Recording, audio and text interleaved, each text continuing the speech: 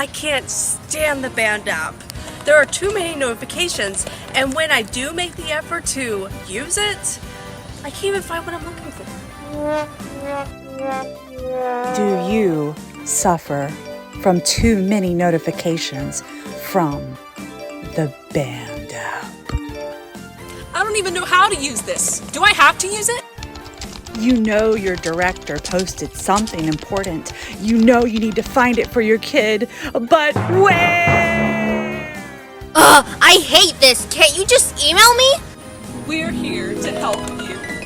Band is great for checking for weekly rehearsal help. It is also great for director's notes. And it has a calendar. I want to welcome you to the band app and kind of teach you some basics that'll help you navigate using the band app for the house theater year. Pretty basic. There's some intuitive layouts here, and I want to take you up to the far right and just show you how to organize your band app page. There's a few options that kind of let you decide how you want it to look. I want to hone in on creating a card look for your band app, but I also want to teach you how to sort through a folder system that might actually help you organize, especially if you're a part of multiple bands, especially with your kids. For me, I am pretty much just plugged into house in different ways, and so it would be helpful for me to have a house theater folder, and here I would add every applicable group that I'm in. If you have multiple children, you might want to do your folders based on which child is doing what activity. So if you have one enrolled in theater, if you have one enrolled in dance, you might want to put all of theirs in one named folder that will help you sort it. And in my case, I just have, again, everything kind of plugged in through house and then everything plugged in through a homeschool folder. So just, there's so many different ways. That's a personal method that you can decide how you wish to organize it, but it's just a nice feature that lets you place everything in folders. And then you can click on your folder and it gives you that preview at the bottom to navigate through and find the band app that you're looking for. At the bottom, you'll see there's a few options that help you navigate band.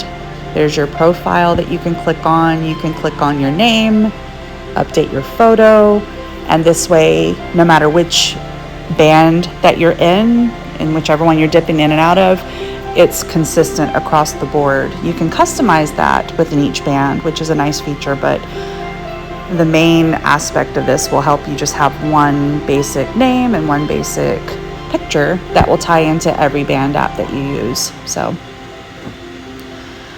going back to home and then showing you some of the more features at the navigator at the bottom, you have a news feed that will summarize recent posts within each of your groups, and you can scroll through that almost like a newspaper a little bit and get a vibe what's going on. You can click on notifications and see the most recent notifications from each group and flip through those and catch up. And there's also the chat feature. And that is the basics of navigating band. So let's hop into actually looking at a band app in detail. We're going to jump into the house stage senior class for Narnia and look at it from a viewer perspective, a parent perspective. So in this case, you can see the header title, the splash picture at the top, and a little search engine function, which will help you navigate this group. Say you have a keyword in mind and you're not sure where you saw the post. Let's do auditions. It pulls up the occurrence of that word. So that's a helpful feature. There's also a little pinned post at the top, upcoming events, and the entire feed of posts in here, which can get overwhelming if you're just randomly scrolling. So let's create some purpose in here. You can also sort it by newest and recently commented posts. So say you're looking for a notification you saw, but not sure where you saw it. Sometimes hitting that recently commented can help sort through and help you locate what you're looking for if the search engine function doesn't work. The navigator changes in here, and you can tell it offers you photo uploads. It looks like calendar, folder, the members involved, and the gear icon, which is the personal settings for this particular band for Narnia. You can update your profile in here to be a little more detailed. So in this case, I have my name, my picture, but I also added my children's names, just, so there's an association of why I'm in this group. We do recommend making sure you use your full name. There are additional settings in here you can navigate. We're going to talk in detail in a moment about the notification feature. That's a very big topic for the band apps. that you'll be a part of. You can do push notifications for email if you want a lot of notifications, and just a few more settings to review. So those are the essentials to using a band, a very specific band. Next, let's jump into looking at important posts to pay attention to throughout the year. We try to provide as much support outside of class through the band app so your students can succeed and excel in their preparation when they're not in class on Mondays, because we do require you guys to work on memorization and practicing your choreography outside of the class. And so you'll want to find the weekly updates post. They might look a little different as far as graphics go within your elementary, junior, and senior group, and also rehearsal support. Those are the two posts that you want to make sure you visit each week. This is where you'll locate notes from the director, notes from the assistant director, where to locate any vocal support, choreography videos, and it will really enable your student to excel and be prepared as much as possible when it comes time to performance. So again, you want to make sure that you visit these two locations, rehearsal support, and you also want to make sure you touch on that weekly update with your student. Hello, let's jump into the world of using the calendar within your assigned band. If you go to the bottom navigator, second from the left is a calendar icon. Just click on that and you will be able to locate the summary of the month that you're currently in with the date highlighted. You can scroll up, scroll down, use the right and left arrows, and that will help you navigate through the calendar. And as you see, the bottom adjusts according to the date. You can also click on the settings and click whether you want to view the holidays. You can also adjust with the gear icon, click on that, and it will allow you to download the calendar to the device of your choice. You can see I'm using an iPhone in particular, so it will default to downloading to my iPhone calendar. Going back out at the bottom, you can also see that there's a summary of all of our dates. And if you click on a particular date, it will take you into what's actually going on with that specific date, including a description that we will manually keep up to date on our rehearsal days. It's very convenient, and you can also save that one by one to your calendar versus saving the entire calendar. So it's at your convenience and how you wish to operate and use band on your own terms. And just as a reminder, you can hop back out to the main app and look at the upcoming events. Let's talk notifications. Notifications is a great topic because it can get overwhelming very quickly in the band app.